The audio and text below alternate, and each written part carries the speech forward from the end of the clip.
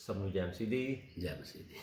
ਬਤਕਵਾਲ ਜੀ, ਆਪਾਂ Bible study ਕੀਤੀ ਹੈ ਪਹਿਲਾਂ ਜੀ। ਆਪਣੇ ਮਸਾ ਕੀ ਹੈ, ਅਨੋਇੰਟਿੰਗ ਕੀ ਹੈ, ਹਾਂਜੀ, ਤੇ ਪਵਿੱਤਰ ਗਲੋਰੀ, ਹਾਂਜੀ, ਤੇ ਹਾਂਜੀ ਜਲਾਲ ਪਰਮੇਸ਼ਰ ਦਾ, ਪਵਿੱਤਰ ਆਤਮਾ ਦਾ ਬਪਤਿਸਮਾ ਦੇ ਨਾਲ ਕਿਸ ਤਰ੍ਹਾਂ ਸੰਬੰਧਿਤ ਹੈਗਾ, ਹੈ ਨਾ। ਤੇ ਆਪਾਂ ਜੀ ਇੱਕ ਅਨੋਇੰਟਿੰਗ ਹੁੰਦੀ ਹੈਗੀ ਆ ਜੀ, ਇਨਰ ਅਨੋਇੰਟਿੰਗ, ਆਊਟਰ ਅਨੋਇੰਟਿੰਗ, ਅੰਦਰੂਨੀ ਮਸਾ ਤੇ ਬਾਹਰੀ ਮਸਾ। ਇਹ ਮਸੇ ਵਿੱਚ ਵੀ ਫਰਕ ਹੁੰਦਾ ਹੈ। ਅੰਦਰਲਾ ਮਸਾ ਕੀ ਹੁੰਦਾ ਤੇ ਬਾਹਰੀ ਮਸਾ ਕੀ? Hallelujah, hallelujah. ਇਹ ਬੜਾ ਅੱਛਾ ਹੈ। ਦੇਖੋ ਇਹ ਜਿਹੜਾ ਨਾ ਇਨਰ ਅਨੋਇੰਟਿੰਗ ਸਾਡੀ ਉਹ ਹੀ ਹੈ ਜਿਹੜੀ ਕਿ ਪਵਿੱਤਰ ਆਤਮਾ ਸਾਡੇ ਅੰਦਰ ਵਾਸ ਕਰਦਾ ਹੈ, ਜਿਹੜੀ ਵੈਰੀ ਫਸਟ ਕੰਡੀਸ਼ਨ ਹੈ। ਔਰ ਉਹ ਸਾਨੂੰ ਸ਼ਕਤੀ ਦਿੰਦਾ ਹੈ ਤਾਂ ਕਿ ਅਸੀਂ ਯਿਸੂ ਦੀ ਸਾਖੀ ਅਗਵਾਈ ਦੇਈਏ। ਠੀਕ ਹੈ, ਉਸ ਲੈਵਲ 'ਤੇ ਹੈ ਗਵਾਹੀ ਦੇਣ ਲਈ।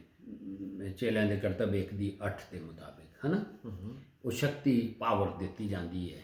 ਠੀਕ ਹੈ, ਹੁਣ ਇਹ ਪਾਵਰ ਤੇ ਅਸੀਂ ਦੇਖ ਲਿਆ ਸੀ ਕਿ ਖੁਦਾਵੰਦ ਯਿਸੂ ਮਸੀਹ ਨੇ ਜੌਨ, ਸੰਤ ਯੋਹੰਨਾ, ਉਹਦੀ 20:21 ਤੇ 22 ਆਇਤ 'ਚ ਦੇ ਦਿੱਤੀ ਸੀ ਚੇਲਿਆਂ ਦੇ ਅੰਦਰ। ਠੀਕ ਹੈ, ਇਹ ਤੇ ਉਹਨਾਂ ਦੇ ਅੰਦਰ ਵਾਸ ਕਰ ਰਿਹਾ। ਜਦੋਂ ਯਿਸੂ ਨੇ ਕਿਹਾ ਸੀਗਾ ਲਓ ਪਵਿੱਤਰ ਆਤਮਾ ਲਓ, ਉਹ ਸੀਗਾ ਮਤਲਬ ਕਿ ਵਿਸ਼ਵਾਸ ਦੇ ਲਈ ਨਾ, ਤਾਂ ਕਿ ਉਹਨਾਂ ਨੂੰ ਸੇਵ ਕਰਨ ਦੇ ਲਈ, ਬਚਾਉ, ਉਹ ਬਚ ਗਏ ਸੀਗੇ। ਕਿਉਂਕਿ ਪਵਿੱਤਰ ਆਤਮਾ ਤੋਂ ਬਿਨਾਂ ਕੋਈ ਯਿਸੂ ਨੂੰ ਮਸੀਹ ਨਹੀਂ ਕਹਿ ਸਕਦਾ। ਜਦੋਂ ਪੈਂਟੀਕੋਸਟ ਵਾਲਾ ਦਿਨ ਆਇਆ ਸੀਗਾ, ਉਹ 10 ਦਿਨ ਉੱਪਰਲੇ ਰੂਮ ਦੇ ਵਿੱਚ ਉਹ ਦੁਆਵਾਂ ਕਰ ਰਹੇ ਸੀਗੇ। ਉਹ ਮਸੀਹ ਵਿੱਚ ਸੀਗੇ, ਉਹ ਕ੍ਰਿਸਚੀਅਨ ਸੀਗੇ, ਬਲੀਵਰ ਸੀਗੇ ਜੀ, ਕਿਉਂਕਿ ਉਹ ਪਵਿੱਤਰ ਆਤਮਾ ਉਹਨਾਂ ਦੇ ਕੋਲ ਸੀਗਾ। ਲੇਕਿਨ ਬਪਤਿਸਮਾ, ਉਹ ਸ਼ਕਤੀ ਹਾਲੇ ਉਹ ਜੀ, ਮਤਲਬ ਹੈ ਸ਼ਕਤੀ ਤੇ ਇੱਕ ਲਿਹਾਜ਼ ਨਾਲ ਉਹਨਾਂ ਦੇ ਯਿਸੂ ਦੀ ਸ਼ਕਤੀ ਆ ਅਨਾਇੰਟਿੰਗ ਵਿੱਚ। ਯਿਸੂ ਨੇ 12 ਰਸੂਲਾਂ ਨੂੰ ਕਿਹਾ ਜਾਓ ਇਹ ਕਰੋ।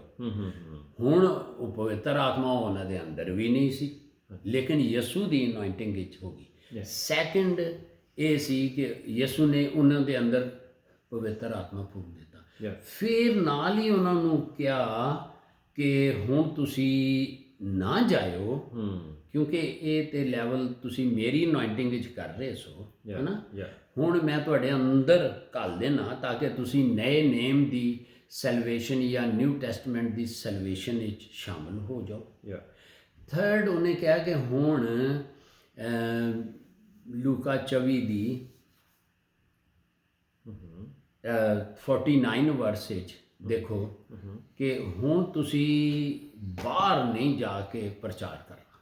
ਠੀਕ ਹੈ, ਪਵਿੱਤਰ ਆਤਮਾ ਆ ਗਿਆ, ਮਸਾ ਉਹਨਾਂ ਦੇ ਅੰਦਰ ਹੈਗਾ ਸੀ, ਲੇਕਿਨ ਜਿਹੜੀ ਸਰਵਿਸ ਲਈ ਜਾਂ ਅੱਗੇ ਕੰਮ ਕਰਨ ਲਈ ਜਿਹਦੇ ਵਸੀਲੇ ਨਾਲ ਉਹ ਯਿਸੂ ਦੀ ਸਾਖੀ ਦੇ ਸਕਣ। ਸਾਖੀ ਤੇ ਇੱਥੇ ਵੀ ਦਿੱਤੀ ਜਾ ਰਹੀ ਹੈ ਉਸ ਅਨੋਇੰਟਿੰਗ ਦੇ ਉਸ ਲੈਵਲ ਤੱਕ, ਹੈ ਨਾ, ਜਿਹੜਾ ਆਪਾਂ ਬਿਆਨ ਕਰਦੇ ਨੇ। ਇੱਕ ਚਮਤਕਾਰ ਜਾਂ ਕਿਸੇ ਦੇ ਵਸੀਲੇ ਨਾਲ, ਠੀਕ ਹੈ, ਉਹ ਦੇਖ ਲਓ। ਹਾਂਜੀ, ਉਹੀ ਉਹ ਕਹਿ ਰਿਹਾ ਵੀ ਹਾਂਜੀ ਲੂਕਾ 24 ਦੀ 49 ਦੇ ਵਿੱਚ ਉਹ ਕਹਿ ਰਿਹਾ, ਆਪਾਂ ਗੱਲ ਕੀਤੀ ਸੀ, ਉਹ ਲਿਖਿਆ, ਵੇਖੋ ਮੈਂ ਆਪਣੇ ਪਿਤਾ ਦਾ ਕਰਾਰ ਤੁਹਾਡੇ ਉੱਤੇ ਘੱਲਦਾ ਹਾਂ, ਪਰ ਜਦੋਂ ਤੀਕਰ ਤੁਸੀਂ ਉੱਪਰੋਂ ਸ਼ਕਤੀ ਨਾ ਪਾਓ, ਸ਼ਹਿਰ ਵਿੱਚ ਰਹੋ, ਕਿਤੇ ਨਾ ਜਾਣਾ, ਕਿਤੇ ਨਹੀਂ। ਹੁਣ ਪਵਿੱਤਰ ਆਤਮਾ ਅੰਦਰ ਵਾਸ ਕਰ ਰਿਹਾ ਹੈ। ਚੇਲਿਆਂ ਦੇ ਕਰਤੱਵ 1:8 ਵੇਖੋ। ਸੋ ਇੱਥੇ ਲੋਕਲ ਕੰਮ ਕਰਨ ਦੇ ਨੇ, ਉਹ ਅਨਾਇੰਟਿੰਗ ਬਾਹਰ ਦੇ ਲਈ ਨਹੀਂ ਇਨਕਰੀਜ਼ ਹੋਣੀ ਹੈ। ਉਹ ਬੈਠੇ ਦੁਆਵਾਂ ਕਰ ਰਹੇ ਬੈਠੇ ਦੁਆਵਾਂ ਕਰ ਰਹੇ ਨੇ, ਅਨਾਇੰਟਿੰਗ ਵੀ ਹੈ। ਲੇਕਿਨ ਖੁਦਾਵੰਦ ਯਿਸੂ ਮਸੀਹ ਜਦੋਂ 40 ਰਾਤ ਦਿਨ ਤੋਂ ਬਾਅਦ ਚੁੱਕੇ ਗਏ, ਅਸੈਂਡ ਹੋਏ, ਸਾਊਥ ਫਰਮਾਏ, ਉਹਨੇ ਕੀ ਕਿਹਾ ਸੀ ਕਿ ਪਹਿਲੇ ਲੋਕਲ, ਫਿਰ ਥੋੜਾ ਜਿਹਾ ਬਾਹਰ, ਫਿਰ ਦੁਨੀਆ ਦੇ ਵਿੱਚ। ਇਹ ਸ਼ਕਤੀ ਤੋਂ ਬਗੈਰ ਨਾ ਜਾਇਓ, ਸ਼ਕਤੀ ਤੋਂ ਬਗੈਰ ਦੁਨੀਆ 'ਚ ਨਹੀਂ ਜਾਇਆ ਤੁਸੀਂ। ਉਹ ਦੇਖ ਲਓ ਕਿਹੜੀ ਕਿਹੜੀ ਜਗ੍ਹਾ। ਹਾਂਜੀ, ਆਪਾਂ ਆਪਣੇ ਚੇਲਿਆਂ ਦੇ ਕਰਤੱਵ 1:8 ਦੇ ਵਿੱਚ ਲਿਖਿਆ ਹੈ, ਪਰ ਜਾਂ ਪਵਿੱਤਰ ਆਤਮਾ ਤੁਹਾਡੇ ਉੱਤੇ ਆਵੇਗਾ ਤਾਂ ਤੁਸੀਂ ਸ਼ਕਤੀ ਪਾਓਗੇ ਅਤੇ ਯਰੂਸ਼ਲਮ ਯਾਨੀ ਤੁਸੀਂ ਪਹਿਲੇ ਲੋਕਲ, ਫਿਰ ਮਤਲਬ ਇਹ ਸ਼ਕਤੀ ਦਾ ਲਿਬਾਸ ਆਏਗਾ, ਬੈਪਟਿਜ਼ਮ ਆਫ ਹੋਲੀ ਸਪਿਰਿਟ ਮਿਲ ਜਾਏਗਾ, ਫਿਰ ਵੀ ਐਵੇਂ ਨਾ ਨਿਕਲ ਜਾਣਾ। ਪਹਿਲੇ ਲੋਕਲ ਕਰਨਾ, ਉਹਦੇ ਬਾਅਦ ਉਹ ਮਸਾ ਇਨਕਰੀਜ਼ ਹੋਏਗਾ। ਫਿਰ ਅੱਗੇ ਕੀ ਹੈ? ਯਰੂਸ਼ਲਮ ਅਤੇ ਸਾਰੇ ਯਹੂਦੀਆ ਰੇਂਜ ਵੱਧ ਗਈ, ਅਤੇ ਸਮਰੀਆ ਫਿਰ ਹੋਰ ਰੇਂਜ ਵੱਧ ਗਈ। ਜਦੋਂ ਤੁਸੀਂ ਮੈਪ ਵਿੱਚ ਦੇਖੋਗੇ ਯਰੂਸ਼ਲਮ, ਫਿਰ ਇਹ ਅੱਗੇ ਥੋੜਾ ਵੱਧਦਾ ਜਾ ਰਿਹਾ ਅੱਗੇ, ਅਤੇ ਸਗੋਂ ਧਰਤੀ ਦੇ ਬੰਨੇ ਤੀਕਰ ਮੇਰੇ ਗਵਾਹ ਹੋਵੋ। ਸੋ ਇਹ ਜਦੋਂ ਇਹਦੇ ਵਿੱਚ ਰਹੋਗੇ, ਇਹ ਕਰੋਗੇ, ਦੇਖੋ ਮਸੇ ਨੂੰ ਆਪਰੇਟ ਕਰਨ ਦੇ ਲਈ ਫੇਥ ਦੀ ਬੜੀ ਜ਼ਰੂਰਤ ਹੈ। ਬਿਲਕੁਲ ਜੀ, ਠੀਕ ਹੈ। ਸੋ ਇਸ ਲਈ ਕਿ ਜਦੋਂ ਛੋਟੇ ਲੈਵਲ ਤੇ ਤੁਸੀਂ ਯਰੂਸ਼ਲਮ ਵਿੱਚ, ਕਿਉਂਕਿ ਆਪਣਾ ਏਰੀਆ ਸੀ ਯਰੂਸ਼ਲਮ ਕੀ ਕਿਹਾ ਸੀ ਫॉर ਮਸੇ ਨੂੰ ਆਪਰੇਟ ਹੋਣ ਲਈ? ਫੇਥ ਦੀ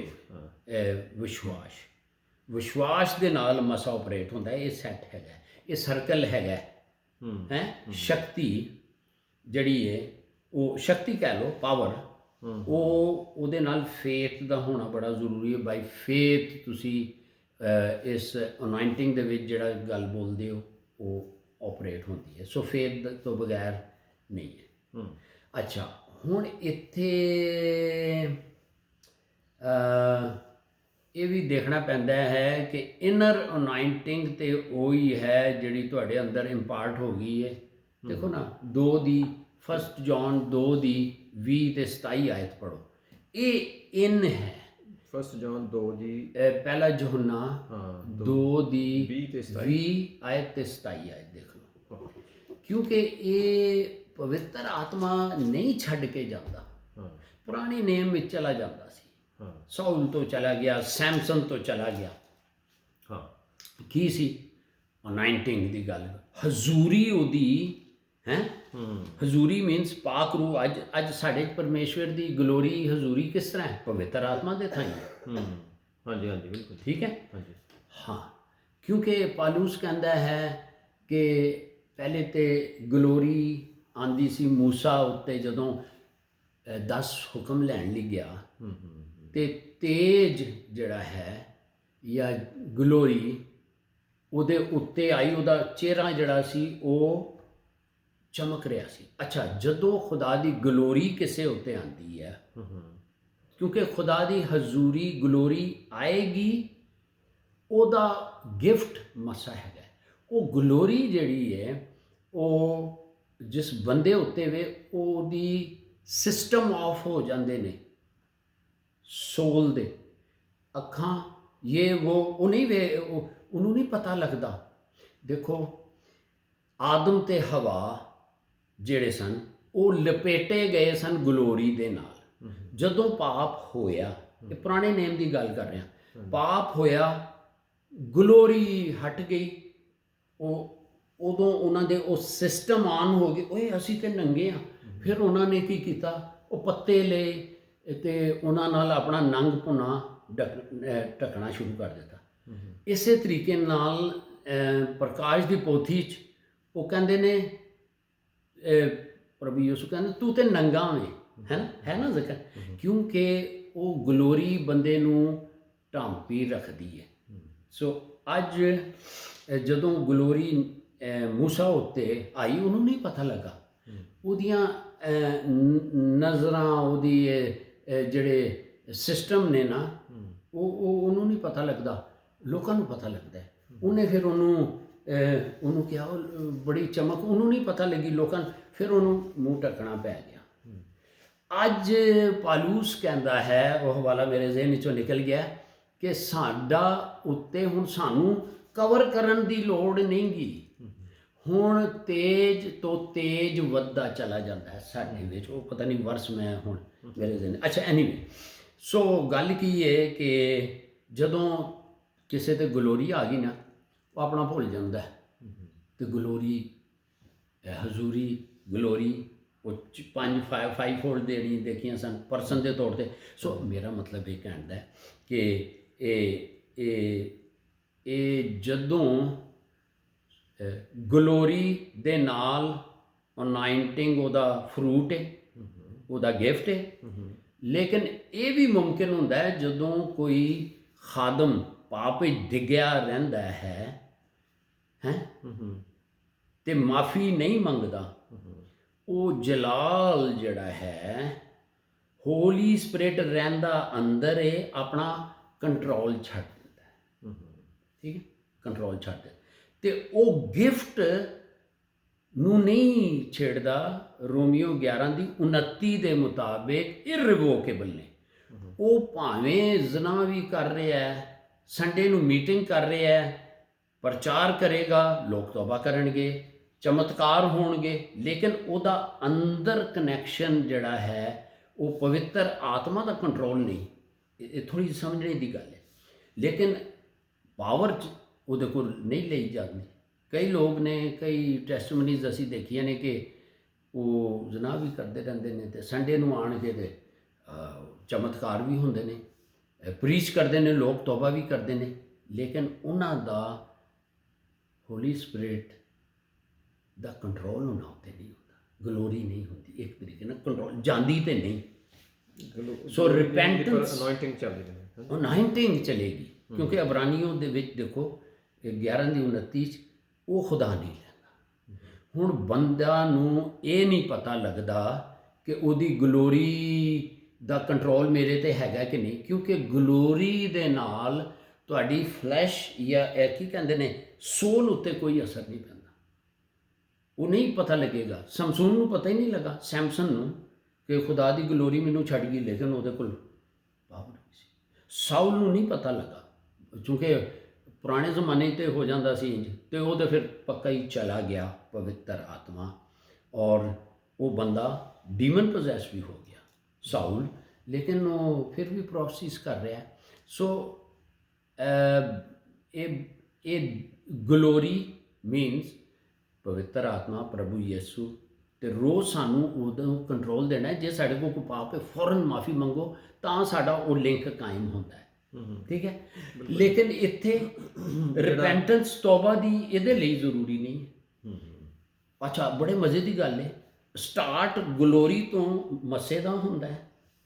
ਠੀਕ ਹੈ, ਜਦੋਂ ਅਸੀਂ ਖੁਦਾਵੰਦ ਦੇ ਚਾਹੁੰਦੇ ਹਾਂ, ਗਲੋਰੀ ਟੂ ਅਨਾਇੰਟਿੰਗ, ਲੇਕਿਨ ਸ਼ਾਇਦ ਜ਼ਿੰਦਗੀ ਦੇ ਵਿੱਚ ਗਲੋਰੀ ਸਾਡੇ ਕੋਲ ਚਲੀ ਜਾਂਦੀ ਹੈ ਤੇ ਅਨਾਇੰਟਿੰਗ ਵਿੱਚ ਹੀ ਅਸੀਂ ਦੇਖ ਰਹੇ ਹੁੰਦੇ ਹਾਂ ਤੇ ਪਿੱਛੋਂ ਕਨੈਕਸ਼ਨ ਉਤਰਿਆ ਹੁੰਦਾ। ਸ਼ਾਇਦ ਇਹ ਵੀ ਇੱਕ ਵਜ੍ਹਾ ਹੈ ਕਿ ਮੈਂ ਅਸੀਂ ਤੇਰੇ ਨਾਂ ਤੋਂ ਇਹ ਕੀਤਾ, ਉਹ ਕੀਤਾ, ਹੈ ਨਾ। ਠੀਕ ਹੈ, ਸੋ ਇਸ ਲਈ ਇਹ ਬੜੇ ਡੀਪ ਜੇ। ਤੇ ਮਤਲਬ ਕੀ ਹੋ ਗਿਆ ਕਿ ਇਹ ਦੋਵਾਂ ਦਾ, ਗਲੋਰੀ ਦਾ ਯਾਨੀ ਪਵਿੱਤਰ ਆਤਮਾ ਨੂੰ ਰੋਜ਼ ਆਪਣੀ ਜ਼ਿੰਦਗੀ ਦਾ ਕੰਟਰੋਲ ਦਿਓ, ਉਹਦੇ ਤਾਬੇ ਹੋ ਜਾਓ।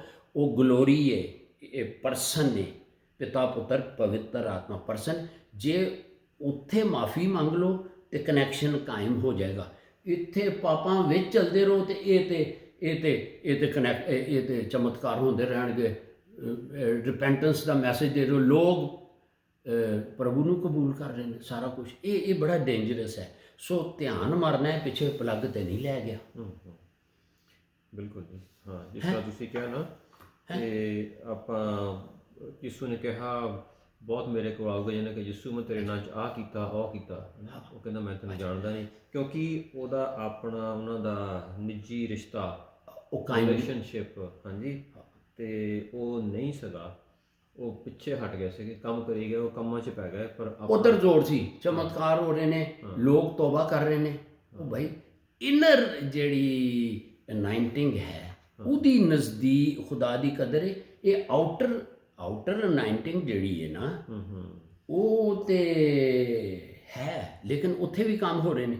ਲੇਕਿਨ ਉਹ ਬੰਦਾ ਦੇਖੋ ਕਿਹੜਾ ਸੀ, ਪਤਰਸ 3 ਦੀ 4 ਆਇਤ ਦੇਖੋ ਜ਼ਰਾ ਪਲੀਜ਼। ਇਹਦੀ ਵੈਲਿਊ ਜੇ, ਇਹਦੀ ਵੈਲਿਊ ਕਿਹੜੇ ਪਤਰਸ ਦੀ? ਉਹ ਸੌਰੀ, ਪਹਿਲਾ ਪਤਰਸ 3 ਦੀ 4 ਆਇਤ। ਪਹਿਲਾ ਪਤਰਸ 3 ਦੀ 4। ਹਾਂ, ਇਹ ਦੋ ਅੰਗਰੇਜ਼ੀ 'ਚ ਵੀ ਪੜ੍ਹ ਦੇਣਾ ਤਾਂ ਕਿ ਇੰਗਲਿਸ਼ 'ਚ ਵੀ। ਇਹ ਵੈਲਿਊ ਜੇ ਇਹਦੀ, ਇਨਰ। ਦੇਖੋ, ਖੁਦਾ ਸਾਡੀ ਇਨਰ ਅਨਾਇੰਟਿੰਗ ਮੀਨਸ ਕਿ ਸਾਡੀ ਅਨਾਇੰਟਿੰਗ ਹੋਲੀ ਸਪਿਰਿਟ ਦੇ ਨਾਲ ਕਨੈਕਟ ਰਵੇ, ਜੁੜੀ ਰਵੇ।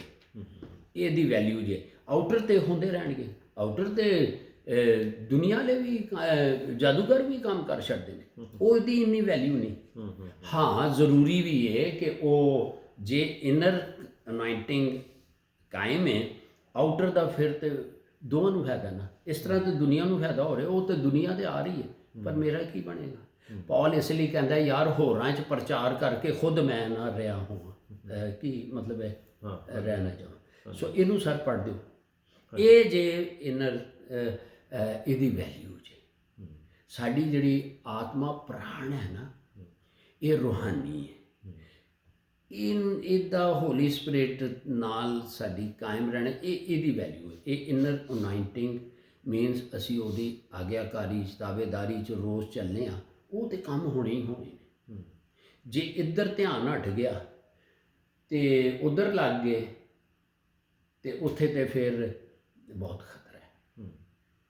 ਨਹੀਂ ਦੇਖ ਲਓ, ਹਾਂਜੀ ਸਵਾਲ ਤੇ ਬਹੁਤ ਹੀ ਆ ਗਏ ਤੁਹਾਡੇ ਕੋਲ, ਲੇਕਿਨ ਇਹ ਵਰਸ ਪੜ੍ਹੋ।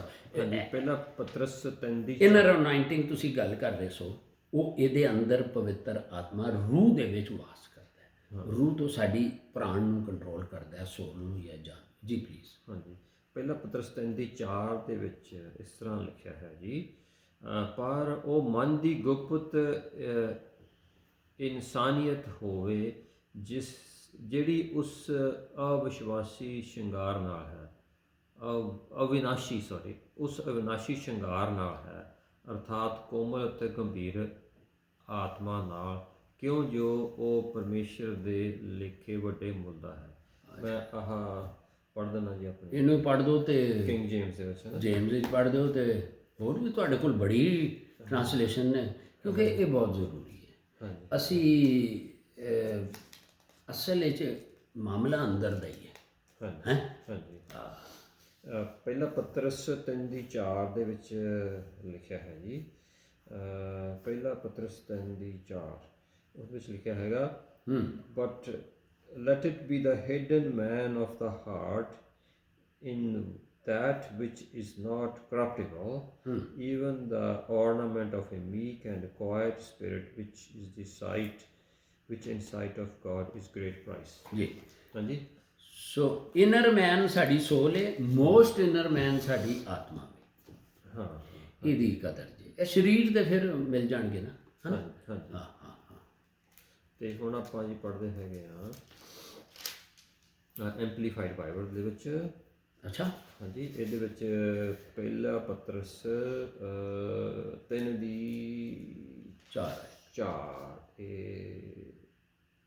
ਇੱਥੇ ਆ ਗਿਆ। ਹਾਂਜੀ, ਅੱਛਾ ਇਹ ਆ ਗਿਆ ਜੀ, but let it be the inward adorning and beauty of the hidden person of the heart, which is incorruptible, and unfading charm of a gentle and peaceful spirit, which is not anxious but is very precious in the sight of God. ਸੋ ਸੈਲਵੇਸ਼ਨ ਜਿਹੜੀ ਸਾਨੂੰ ਹੈ ਨਾ, ਜਿਹਦੇ ਨਾਲ save ਹੋਏ ਆ, ਹਾਂਜੀ, ਉਹਦੀ ਬੜੀ ਧਿਆਨ ਰੱਖਣਾ ਕਿ ਕਿਧਰੇ ਕੁਰਾਏ ਨਾ ਪੈ ਜਾਈਏ। ਮਤਲਬ ਉੱਥੋਂ ਮੇਨ ਜਿਹੜਾ ਸੋਰਸ ਹੈ ਨਾ, ਉਹ ਫੀਡਰ ਹੁੰਦੇ ਨੇ ਨਾ, ਉਹ ਬਿਜਲੀ ਵਾਲੇ ਪਿੱਛੋਂ ਪਤਾ ਲੱਗਦਾ ਹੈ ਜੀ, ਟਰਾਂਸਫਾਰਮਰ ਆ ਸਿੱਧੇ ਹੋ ਗਏ ਨੇ। ਆ ਜਾਓ ਨਾ ਇੱਥੇ ਨੇੜੇ ਆ ਜਾਓ ਨਾ, ਬੜੇ ਐਕਸਪਰਟ ਨੇ। ਤੇ ਮੈਨੂੰ ਦੱਸੋ ਜੇ ਫੀਡਰ ਹੀ ਉੱਡ ਜਾਏ, ਹਾਂਜੀ, ਤੇ ਫਿਰ ਅੱਗੇ ਕੀ ਹੁੰਦਾ ਹੈ? ਫਿਊਜ਼ ਉੜ ਜਾਂਦਾ, ਟ੍ਰਿਪ ਕਰ ਜਾਂਦਾ ਆਟੋਮੈਟਿਕ, ਮੁਰੇ ਲੱਗੇ ਹੋ ਆਟੋਮੈਟਿਕ। ਤੇ ਇਹਦਾ ਮਤਲਬ ਜੀ, ਜੇ ਕੁਝ ਵੀ ਨਾਲ ਟੱਚ ਕਰੇ ਉਹ ਆਟੋਮੈਟਿਕ ਟ੍ਰਿਪ ਕਰ ਦਿੰਦੇ। ਸੋਰਸ ਨੂੰ ਦੇਖੋ ਜੀ ਸਰ, ਕਰੰਟ ਚੱਲ ਜਾਂਦੀ, ਬਿਜਲੀ ਚੱਲ ਜਾਂਦੀ। ਕਰੰਟ ਸ਼ਕਤੀ। ਵਾਹ ਵਾਹ।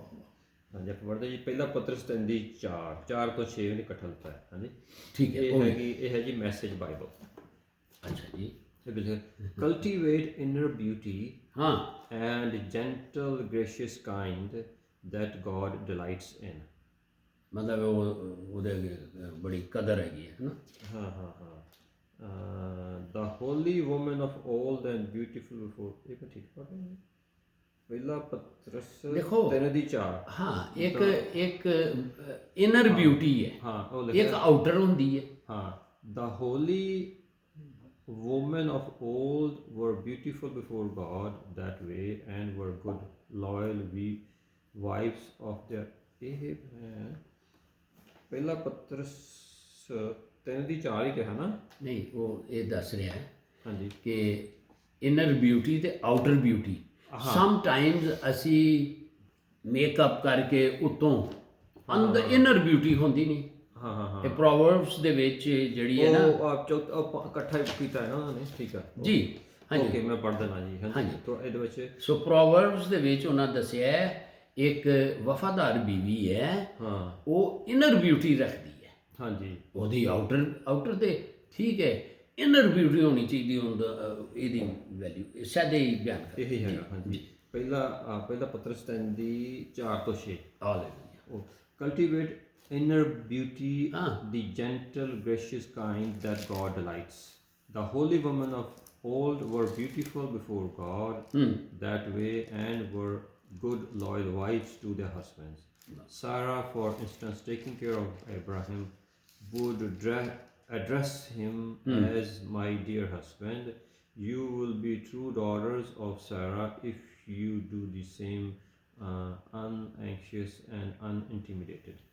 ਹਾਂਜੀ ਸੋ ਇਨਰ ਹਾਂ ਹਾਂ ਖੁਦਾ ਦੇ ਨਜ਼ਦੀਕ ਇਨਰ ਬਿਊਟੀ, ਹਾਂਜੀ ਇਨਰ ਅਨੋਇੰਟਿੰਗ ਦੀ ਆਊਟਰ ਅਨੋਇੰਟਿੰਗ ਮੀਨਸ ਉਹ ਟੈਂਚੇਬਲ ਹੁੰਦੀ ਹੈ, ਛੂਹਣੇ ਵਾਲੀ। ਹਾਂਜੀ ਉਹ ਇਸ ਲਈ ਹੈ ਕਿ ਉਹ ਤੇ ਆਊਟਰ ਇਸ ਲਈ ਕਿ ਲੋਕਾਂ ਇਨਰ ਚੀਜ਼ ਤੋਂ ਵੇਖ ਨਹੀਂ ਸਕਦੇ। ਜਦੋਂ ਵੇਖਦੇ ਨੇ ਲੰਗੜਾ ਠੀਕ ਹੋ ਗਿਆ, ਫਲਾਣਾ ਠੀਕ ਹੋ ਗਿਆ, ਉਹ ਤੇ ਹੋਰ ਲੋਕ ਵੀ ਕਰਦੇ ਨੇ। ਲੇਕਿਨ ਇੱਥੇ ਇਹ ਦੇਖਣਾ ਹੈ ਕਿ ਇਨਰ ਅਨੋਇੰਟਿੰਗ ਜੇ ਕਾਇਮ ਰਹੇ ਪਿੱਛੋਂ ਸੋਰਸ ਤੇ ਸਪਲਾਈ ਫਿਰ ਬਹੁਤ ਹੀ ਅੱਛੀ ਹੁੰਦੀ ਹੈ। ਅਗਰ ਨਾ ਵੀ ਹੋਵੇ ਇਹ ਕਨੈਕਸ਼ਨ ਕਈਆਂ ਦਾ, ਲੇਕਿਨ ਖੁਦਾ ਦਾ ਇੱਕ ਸਿਸਟਮ ਹੈ ਕਿ ਉਹਦੇ ਕੋਲੋਂ ਉਹਦੇ ਗਿਫਟ ਤੇ ਉਹਦੀ ਕਾਲਿੰਗ ਨਹੀਂ ਲੈਂਦਾ। ਇਹ ਵੀ ਵਰਸ ਪੜ੍ਹ ਦਿਓ ਜੀ, ਦੇਖੀ ਜਾਏਗੀ। ਹਾਂਜੀ ਮਤਲਬ ਦੇਖੀ ਜਾਏਗੀ ਮੁਰਾਦ ਇਹ ਕਿ ਸਾਨੂੰ ਵੀ ਸਮਝ ਲੱਗ ਜਾਏ ਕਿ ਗਿਫਟਸ ਐਂਡ ਕਾਲਿੰਗਸ ਆਰ ਇਰਰਿਵੋਕੇਬਲ, ਕਿ ਉਹ ਖੁਦਾ ਲੈਂਦਾ ਨਹੀਂ। ਹਾਂਜੀ ਹਾਂਜੀ ਉਹ ਕਿੱਥੇ ਸੀਗਾ ਜੀ? ਉਹ ਰੋਮੀਓ 11:29 ਉਹ ਪੜ੍ਹ ਦਿਓ। ਹਾਂਜੀ ਇਸ ਲਈ ਹੁਣ ਬੰਦਾ ਕਹੇਗਾ ਯਾਰ ਉਹ ਤੇ ਪਿੱਛੋਂ ਗਲੋਰੀ ਦਾ ਗਿਫਟ ਹੀ ਅਨਾਇੰਟਿੰਗ ਹੈ ਤੇ ਪਿੱਛੇ ਜੇ ਗਲੋਰੀ ਦੇ ਵਿੱਚ ਹੀ ਸਾਡਾ ਸਿਸਟਮ ਕਨੈਕਟ ਨਹੀਂ ਗਾ ਤੇ ਅਨਾਇੰਟਿੰਗ ਕਿੰਝ ਕੰਮ ਕਰੇਗੀ। ਸੋ ਖੁਦਾ ਇਸ ਲਈ ਲੋਕ ਮਾਫ ਕਰਨਾ, ਔਰ ਸਾਡੀ ਵੀ ਇਹੀ ਦੁਆ ਹੈ ਕਿ ਅਸੀਂ ਵੀ ਇਨਰ ਤੋਂ ਆਊਟਰ ਆਈਏ, ਉਹ ਜ਼ਿਆਦਾ ਬਿਹਤਰ ਹੈ। ਹਾਂਜੀ ਤੇ ਜੇ ਆ ਜਾਈਏ ਬਾਹਰ ਤੇ ਫਿਰ ਲੋਕਾਂ ਦਾ ਧਿਆਨ ਉਧਰ ਪੈ ਜਾਂਦਾ ਹੈ, ਵਾਹ ਵਾਹ ਹੋਣੀ ਸ਼ੁਰੂ ਹੋ ਜਾਂਦੀ ਹੈ, ਵਾਹ ਜੀ ਵਾਹ ਇਹਦੇ ਕੋਲ ਆਵੇ, ਉਹ ਫਿਰ ਬੰਦਾ ਉਧਰ ਜੀ ਸੌਰੀ।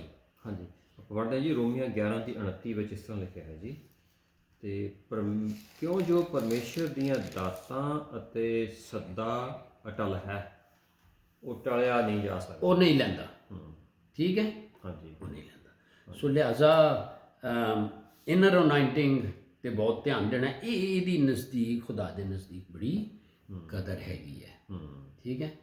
ਆਊਟਰ ਠੀਕ ਹੈ, ਉਹ ਇਸ ਲਈ ਹੈ ਕਿ ਲੋਕ ਨਿਸ਼ਾਨ ਵੇਖ ਕੇ, ਲੇਕਿਨ ਗੱਲ ਫਿਰ ਆ ਜਾਂਦੀ ਹੈ ਇਨਰ ਹੋਵੇ ਜਾਂ ਆਊਟਰ ਹੋਵੇ। ਜੇ ਤੇ ਸਾਨੂੰ ਅਸੀਂ ਯਿਸੂ ਨੂੰ ਬਿਆਨ ਹੀ ਨਹੀਂ ਕਰਨਾ, ਯਿਸੂ ਤੇ ਫੋਕਸ ਹੀ ਨਹੀਂ ਹੈ ਸਾਡੀ ਜ਼ਿੰਦਗੀ ਦਾ, ਸਾਡੇ ਮੈਸੇजेस ਦਾ, ਸਾਡੀ ਟੀਚਿੰਗ ਦਾ, ਉਹੀ ਤਾਂ ਸੋਰਸ ਹੈਗਾ। ਸੋ ਉਹਦੇ ਤੋਂ ਹਟ ਕੇ ਨਹੀਂ ਚੱਲਣਾ। ਜੇ ਉਹਦੇ ਨਾਲ ਕਾਇਮ ਰਹਾਂਗੇ ਨਾ, ਕਿਉਂਕਿ ਉਹਦਾ ਮਸਾ ਹੈ ਯਸਾਇਆ 61:1-2 ਆਏ ਤੇ ਕਿ ਪਰਮੇਸ਼ਵਰ ਨੇ ਮੈਨੂੰ ਮਸਾ ਕੀਤਾ। ਚੇਲਿਆਂ ਦੇ ਕਰਤੱਵ 2:38 ਦੇ ਵਿੱਚ ਇਹ ਤਿੰਨੇ ਅਨੁਵਾਦ ਨੇ। ਇਹਦੇ ਨਾਲ ਜੇ ਯਿਸੂ ਹੀ ਨਹੀਂ ਹੈ, ਯਿਸੂ ਦੀ ਗਵਾਹੀ ਨਹੀਂ ਹੈ, ਸਾਡੇ ਮੈਸੇਜ ਵਿੱਚ ਅਸੀਂ ਯਿਸੂ ਨੂੰ ਉੱਚਾ ਨਹੀਂ ਕੀਤਾ। ਯਿਸੂ ਕਹਿਣ ਲੱਗਾ ਯਾਰ ਜਦੋਂ ਮੈਂ ਉੱਤੇ ਚੜਾਇਆ ਜਾਵਾਂਗਾ ਬਹੁਤਿਆਂ ਨੂੰ ਖਿੱਚ ਲਾਂਗਾ। ਇੱਕ ਤੇ ਉਹਨੇ ਕਿਹਾ ਸੀ ਮੈਂ ਚਲੋ ਸੂਲੀ ਤੇ ਚੜਾਂਗਾ, ਦੂਜਾ ਅੱਜ ਅਸੀਂ ਕੀ ਕਰਨੇ ਆ, ਜਦੋਂ ਅਸੀਂ ਯਿਸੂ ਨੂੰ ਫੋਕਸ ਕਰਦੇ ਨੇ ਆਪਣੇ ਮੈਸੇਜ, ਆਪਣੀ ਟੀਚਿੰਗ, ਤੇ ਉਹ ਆਪ ਹੀ ਬਾਕੀਆਂ ਨੂੰ ਖਿੱਚ ਲੈਂਦਾ। ਕੋਈ ਕਿਸੇ ਧਰਮ ਦਾ ਹੈ, ਕੋਈ ਕ੍ਰਿਸਚਨ ਦੇ ਵਿੱਚ ਵੀ ਬੜੀਆਂ, ਕ੍ਰਿਸਚਨਸ ਦੇ ਵਿੱਚ ਵੀ ਬੜੀਆਂ ਸ਼ਾਇਦ ਡਿਨੋਮੀਨੇਸ਼ਨਸ, ਉਹਦਾ ਕੰਮ ਹੈ। ਯਿਸੂ ਤੇ ਚਲੀਏ, ਉਹ ਜੇ ਸੋਰਸ, ਉਹੀ ਸੋਰਸ ਹਕੀਕਤ ਵਿੱਚ। ਔਰ ਇਹ ਚੇਲਿਆਂ ਦੇ ਕਰਤੱਵ 1 ਦੀ 8 'ਚ ਇਹ ਪਾਕ ਰੂਹ ਪਾਵਰ ਕਾਦੀ ਦਿੰਦਾ ਹੈ, ਜਾਓ ਤੇ ਸਾਖੀ ਦਿਓ, ਕਿਹਦੀ ਗਵਾਹੀ ਦਿਓ, ਯਿਸੂ ਦੀ। ਠੀਕ ਹੈ ਜੀ। ਸੋ ਇਹ ਅਨੋਇੰਟਿੰਗ ਹੈ। ਹੁਣ ਸਮਟਾਈਮਸ ਅਸੀਂ ਅਨੋਇੰਟਿੰਗ ਨੂੰ ਬਹੁਤ ਚਮਤਕਾਰਾਂ ਨਾਲ ਨਹੀਂ, ਇਹ ਵੀ ਦੇਖੋ ਫਿਰ ਦੁਨਿਆਵੀ ਇੱਕ ਮਿਸਾਲ ਕੌਣ ਸੀ ਜੀ ਜਿਹਦੇ ਥਰੂ ਬਹੁਤ ਰੂਹਾਂ ਬਚੀਆਂ ਨੇ, ਬਿਲੀ ਗ੍ਰੈਮ। ਬਿਲੀ ਗ੍ਰੈਮ ਦੇ ਵਿੱਚ ਪਹਿਲੇ ਤਾਂ ਅਨੋਇੰਟਿੰਗ ਸਾਰਿਆਂ 'ਚ ਹੀ ਹੈ ਜਿੰਨਾ ਤੋਂ ਹੋਗੀ। ਬਿਲੀ ਗ੍ਰੈਮ ਦੇ ਵਿੱਚ ਕੀ ਸੀ? ਬਿਲੀ ਗ੍ਰੈਮ ਦੇ ਵਿੱਚ ਚੇਲਿਆਂ ਦੇ ਕਰਤੱਵ 1 ਦੀ 8 ਵਾਲਾ ਕੰਮ ਜਿਹੜਾ ਸੀ, ਉਹਨੇ ਫੋਕਸ ਹੀ ਯਿਸੂ ਨੂੰ ਰੱਖਿਆ ਸੀ। ਉਹ ਅਨੋਇੰਟਿੰਗ ਦੇ ਵਿੱਚ ਹੀ ਪੂਰੇ ਲੋਕ ਹਿਲਦੇ ਨਹੀਂ ਸਨ, ਔਰ ਉਹ ਸਾਖੀ ਯਿਸੂ ਦੀ ਦਿੰਦੇ। ਇਸ ਲਈ ਇਹ ਬਹੁਤ ਜ਼ਰੂਰੀ ਹੈ। ਠੀਕ ਹੈ, ਅਗਰ ਉਹ ਮੀਟਿੰਗਾਂ ਚਮਤਕਾਰ ਉਹਨੇ ਨਹੀਂ ਕੀਤੇ, ਆਊਟਰ ਅਨੋਇੰਟਿੰਗ, ਲੇਕਿਨ ਇਹਦੇ ਥਾਈਂ ਉਹਨੇ ਕਾਫੀ ਲੋਕਾਂ ਨੂੰ ਬਚਾਇਆ। ਲੇਕਿਨ ਖੁਦਾਵੰਦ ਦੀ ਮਰਜ਼ੀ ਇਹ ਵੇ ਕਿ ਪਾਕ ਰੂਹ ਦੀਆਂ ਚਮਤਕਾਰ ਵੀ ਖੁਦਾ ਖੁਦ ਚਾਹੁੰਦਾ ਹੈ ਕਿ ਲੋਕਾਂ 'ਚ ਆਪਰੇਟ ਹੋਵੇ, ਤਾਂ ਕਿ ਉਹ ਆਊਟਰ ਅਨੋਇੰਟਿੰਗ ਦੇ ਵਿੱਚ ਦੇਖਿਆ ਜਾਏ। ਕਿਉਂਕਿ ਪਰਮੇਸ਼ਵਰ ਪਵਿੱਤਰ ਆਤਮਾ ਦੀਆਂ ਦਾਤਾਂ ਉੱਤੇ, ਹੁਣ ਸਮਟਾਈਮਸ ਅਸੀਂ ਕਹਿੰਦੇ ਜੀ ਕਿ ਦਾਤਾਂ ਦਾ ਕੀ ਹੈ ਜਦੋਂ ਇਹ ਕੰਮ ਹੋ ਗਿਆ। ਹਿਬਰੂ 1 ਵਰਸ ਪੜ੍ਹ ਦਿਓ ਸਰ।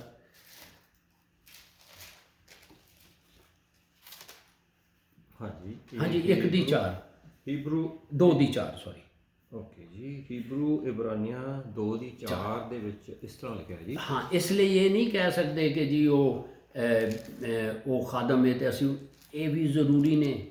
ਇਹ ਪਵਿੱਤਰ ਆਤਮਾ ਦੀਆਂ ਦਾਤਾਂ ਖੁਦਾ ਪਰਮੇਸ਼ਵਰ ਖੁਦ ਯੂਜ਼ ਕਰਦਾ ਹੈ। ਬਿਲਕੁਲ ਇਹ ਬਹੁਤ ਜ਼ਰੂਰੀ ਹੈ, ਜ਼ਰੂਰੀ ਇਕੱਠੇ ਚੱਲਦਾ। ਹਾਂ ਜੀ, ਇਸ ਲਈ ਮੈਂ ਬੱਚੇ ਨੂੰ ਸੱਚਾ ਸਾਬਤ ਕਰਦਾ ਨਾ, ਬੱਚਨ ਚੇਲੰਜ ਲਿਖਿਆ ਨਾ। ਹਾਂ, ਮਰਕਸ 16 ਦੀ 20 ਤੇ ਇਹ ਵੀ ਪੜ੍ਹ ਦਿਓ ਸਰ। ਬਿਲਕੁਲ ਜੀ।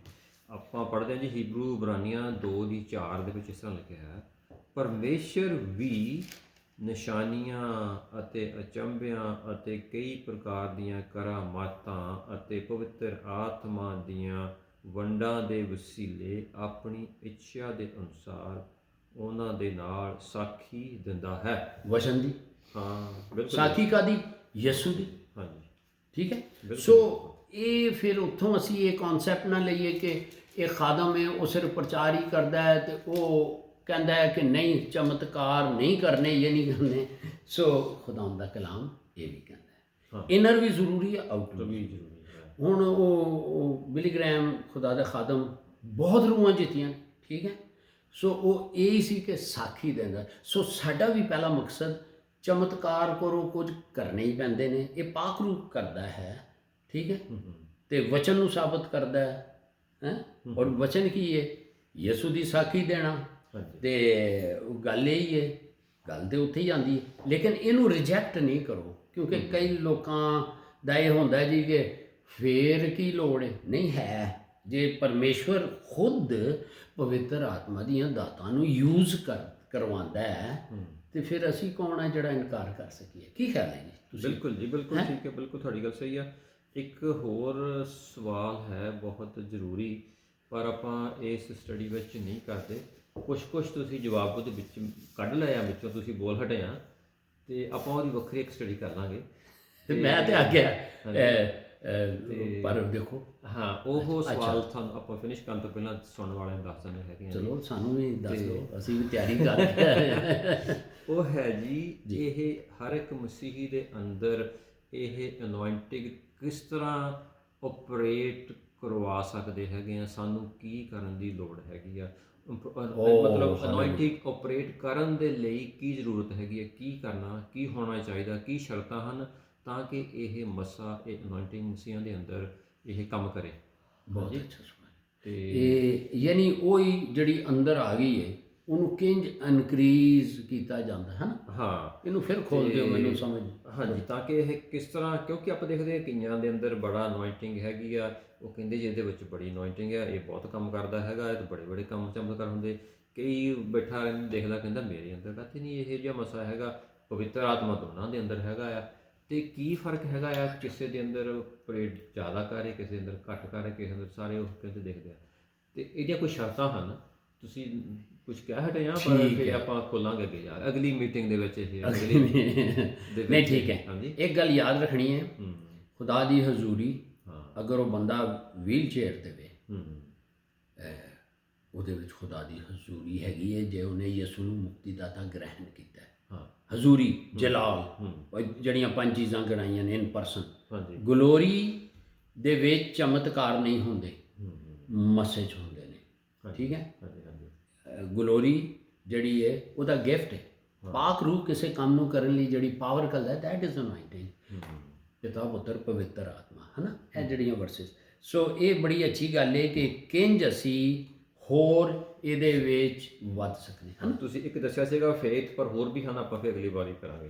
ਹਾਂਜੀ, ਤੇ ਆਪਾਂ ਇੱਥੇ ਫਿਨਿਸ਼ ਅੱਛਾ ਜੀ, ਦੁਆ ਉੱਚੀ ਜੀ ਕਰ ਦੋ। ਹਾਂਜੀ ਨਹੀਂ ਪਰਮੇਸ਼ਰ ਪਿਤਾ ਆਪ ਦਾ ਸ਼ੁਕਰ ਕਰਦੇ ਹਾਂ ਇਹ ਵਚਨ ਦੇ ਲਈ, ਇਸ ਟੌਪਿਕਸ ਦੇ ਲਈ ਪਰਮੇਸ਼ਰ ਪਿਤਾ, ਤੇ ਅੱਜ ਦੇ ਮਸੀਹੀ ਨੂੰ ਪਰਮੇਸ਼ਰ ਪਿਤਾ ਇੱਕ ਇੱਕ ਦੇ ਲਈ ਅਨੋਇੰਟਿੰਗ ਮੰਗਦੇ ਹਾਂ, ਔਰ ਤਾਂ ਕਿ ਉਹ ਆਪਰੇਟ ਹੋਵੇ, ਅਸੀਂ ਸਿੱਧੇ ਤਰੀਕੇ ਦੇ ਨਾਲ ਚੱਲ ਸਕੀਏ ਪਰਮੇਸ਼ਰ ਪਿਤਾ। ਔਰ ਜੋ ਵੀ ਆਪ ਦੇ ਜਲਾਲ ਦੇ ਲਈ, ਆਪ ਦੀ ਮਹਿਮਾ ਦੇ ਲਈ, ਆਪ ਦੇ ਕੰਮਾਂ ਦੇ ਲਈ ਜੋ ਅਨੋਇੰਟਿੰਗ ਪਰਮੇਸ਼ਰ ਪਿਤਾ ਇੱਕ ਇੱਕ ਦੇ ਅੰਦਰ, ਇੱਕ ਇੱਕ ਮਸੀਹੀ ਦੇ ਅੰਦਰ ਕੰਮ ਕਰੇ, ਆਪਰੇਟ ਕਰੇ ਪਰਮੇਸ਼ਰ ਪਿਤਾ।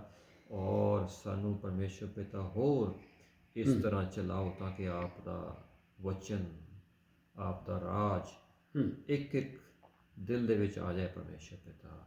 ਔਰ ਇਹ ਜੋ ਵਚਨ ਅਸੀਂ ਅੱਜ ਸੁਣਿਆ, ਪੜ੍ਹਿਆ, ਸਿੱਖਿਆ, ਸਮਝਿਆ, ਸਾਡੇ ਅੰਦਰ ਵਸ ਜਾਏ। ਇਹ ਸਾਰੇ ਵਚਨ ਨੂੰ ਯਿਸੂ ਮਸੀਹ ਦੇ ਪਵਿੱਤਰ ਲਹੂ ਨਾਲ ਢੱਕਦੇ ਹਾਂ, ਤਾਂ ਕਿ ਚੋਰ ਇਸ ਦੇ ਵਿੱਚ ਕੋਈ ਹੇਰਾਫੇਰੀ ਚੁਰਾ ਨਾ ਸਕੇ ਪਰਮੇਸ਼ਰ ਪਿਤਾ। ਔਰ ਇਹ ਸਭ ਕੁਝ ਮੰਗਦੇ ਹਾਂ ਆਪ ਦੇ ਇਕਲੌਤੇ ਪੁੱਤਰ, ਸਾਡੇ ਮੁਕਤੀਦਾਤਾ ਯਿਸੂ ਮਸੀਹ ਦੇ ਨਾਮ ਦੇ ਵਿੱਚ, ਆਮੀਨ।